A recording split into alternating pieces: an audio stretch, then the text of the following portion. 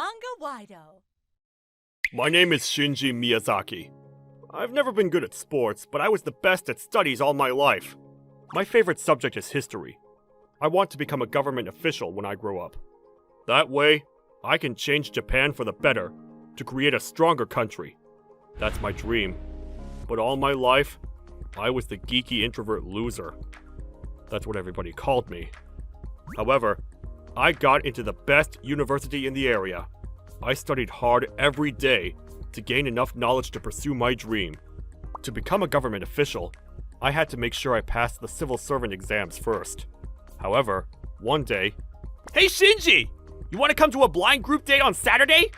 One of my friends invited me to a blind group date. To tell you the truth, I had no experience with blind group dates. I was excited when he invited me, but with exams coming up, there was no way I had any time for that. I tried to decline his invitation, but he was desperate. He kept begging me to come, so I reluctantly agreed to attend the event. But the first thing that came to mind while I was there was, I wanted to go home. I was so nervous and uncomfortable. I sat there the whole time looking down at my hands and trembling. I shouldn't have come here. I was regretting my decision, but then... What's wrong? You look so down. Let's not waste our time here. Let's try to enjoy it. I looked over to the girl who had started talking to me. Her name was Ayaka Noguchi. She told me she was a junior at a famous all-girls university. She was beautiful, and her charm got everybody to open up the moment they talked to her. Quite the opposite of me. Wow! You want to be a government official? I had so much fun talking to her. By the time I realized, I was having a great time talking to everybody. I'm glad you're having a good time, Shinji. I was drawn in like a moth to a light. She was so attractive when she smiled. I'm pretty sure this was the moment I officially fell for her. A few days after the group date... Hey, it's Ayaka. Do you have any plans for next Saturday? If not, would you like to hang out with me? Oh my gosh! I literally jumped up in joy when I saw that she had texted me an invitation to hang out. Ayaka and I started hanging out a lot after that. It was amazing. I never imagined I could ask for anything better. However, 2 months later... I think I like you, Shinji. I would love for you to be my boyfriend, if that's okay with you. Can you believe this? I felt like I was in heaven. I immediately said yes. After that, I couldn't stop thinking about her. Even when I was studying, all I could think about was her smile. Shinji, let's go see a movie today. I was so happy whenever she asked to see me. I took time off of my studying to go see her. She was always saying how she wanted to spend more time with me, and she never let me go. I can't forget how excited she looked when I gave her my first present. She has such a kind heart. The time I spent with her was priceless. Nothing could make me feel more lively and fulfilled. However, I'd forgotten about something very important. Oh crap! I didn't study enough. I failed the civil servant exam that year. I was so depressed, I thought I would die. You can try again next year. Don't be too hard on yourself. Ayaka comforted me and supported me when I needed it the most. It's a difficult exam. I don't think anybody passes it on their first try. She did her best to make me feel better. She was trying so hard, I couldn't help but start smiling. After that, I graduated from university. I started living on my own. I had passed the local civil servant exam, so I started working at the city hall. But that didn't mean I had given up on my dream. I need to make sure I pass next year. I studied every single day. There was no way I could fail the exam this year. I gave it my all. I did my best to maintain the balance between making time for Ayaka and studying for my exam. It wasn't easy, but we were happy. One day, while we were on a date... Do you want to get married once I graduate from university? I couldn't believe it. Ayaka asked me to marry her! Wait, you wanted to be the one to propose. Is that right? She asked me playfully and gave me a little smirk. No, this is great! I want to get married! We promised we would get married after Ayaka graduated from university, and we started preparations. Ayaka came over to my parents' house the next weekend, so I could introduce her as my future wife. Just as I had expected, Ayaka and my mother hit it off the moment they met. They spent the rest of the day chattering it up like girls usually do. This is great. I'm so glad they get along well. I was relieved. But then, the next moment... Anyways, is Shinji's father away for work today? Oh, my husband passed away a long time ago. I raised Shinji on my own. What?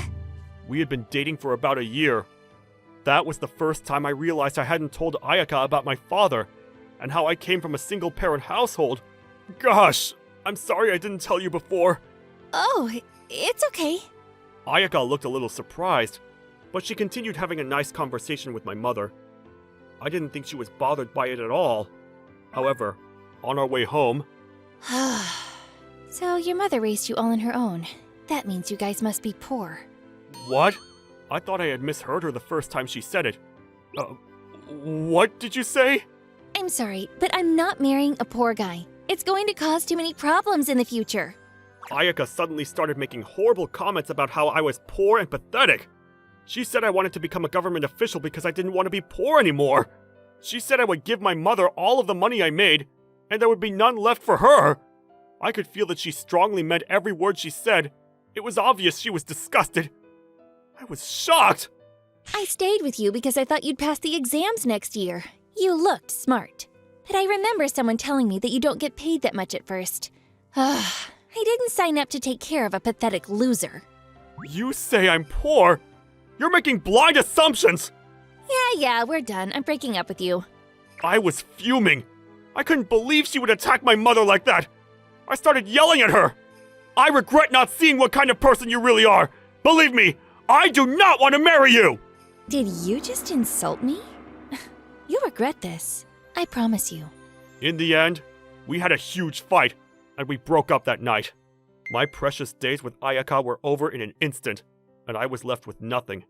However, this isn't where it ended. A month later, I found out some rather shocking news. I'm marrying a company president! Ayaka appeared at my door out of the blue, and she suddenly announced she was getting married. Huh? I didn't understand what she was saying for a second, but she just kept going on and on about the details of her life. She told me that she had been dating another man while she was going out with me. She was going to be married to the other man. That means that she was cheating on both of us the whole time. He's different from you. He's a little older, but he owns a company and he's rich. You know, he buys me anything I want. What a change from splitting the bill at every meal. She just kept talking. I didn't even ask her a single question. Whatever feelings I had for her were gone by the end of her speech. Okay, I get it. But I don't think you should marry that guy. What? Who do you think you are?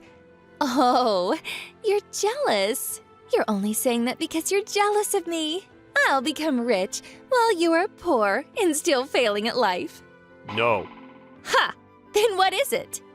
Your fiancé's company is a contractor that works for my mother's company. I've seen the company name on the list. Your mother's company? Wow. I didn't think you were low enough to make up stories like that. I expected Ayaka to react that way. Of course, everything I told her was true. My mother took over my father's company after he passed away 8 years ago.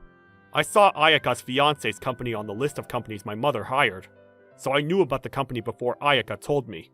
She didn't believe a word I said to her, and in the end... Don't contact me ever again. She spat out those words as she turned around and walked off. Well, I guess her marriage isn't my concern anymore. I didn't care whether she ended up happy or miserable anymore. I went back to studying and worked hard, and did my best to forget all about Ayaka. A few years later, I was living a good life. I'd forgotten all about Ayaka. My phone rang. I checked the screen, but the call was from an unknown number. Hello? Shinji? Please, can you help me? It was Ayaka. She suddenly started asking for my forgiveness. Then she started explaining what was happening to her. According to her, her husband's company was, in fact, one of the contractors for my mother's company. It was one of the smallest. It turns out that her husband had many mistresses, and she found out only recently. The company started crumbling right after she got married to him. Although, I think it was rotten to start with. Many of the employees started to quit because they saw the company was collapsing. Some of them contacted the Labor Standards Inspection Office. Apparently, nobody was getting paid for overtime work. The company was thoroughly inspected, and in the end, it was found guilty of tax evasion. And so, the company went bankrupt, and Ayaka and her husband were left in major debt. My husband won't work anymore. He's telling me to go borrow money from somebody so he can start another business. So, you want me to lend you the money? No way! I'm breaking up with him, so you and I should get married. You are amazing, Ayaka. After all the insults you threw at me about my family, I'm impressed with your audacity. That was because I didn't know your mother owned a company. You know, even if you don't become a government official, you can still take over your mother's company. Oh, just FYI, I'm already working as a government official. Oh, really? That's great! So we should... No. In your dreams, Ayaka. See ya! Bye! I hung up the phone before she could say anything. I knew she would call me back, so I blocked her number too. Later on, I heard about Ayaka from one of her friends from university.